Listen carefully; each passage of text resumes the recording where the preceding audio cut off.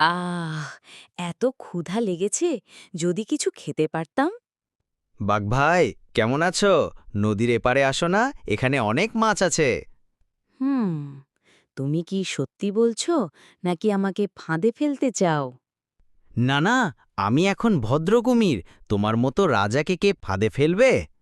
ঠিক আছে, তবে আগে তুমি একবার উপরে উঠে দেখাও মাছগুলো কোথায়। আরে আরে, আমি তো সাঁতার কাটি, উঠতে গেলে পড়ে যাই। তুমি চলো, আমি দেখাবো। এই যে একদম ফাঁদ, আমি একটু চালাকি দেখাই।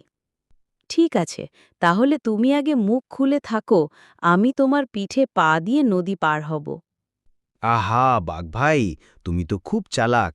তুমি না আসাই ভালো।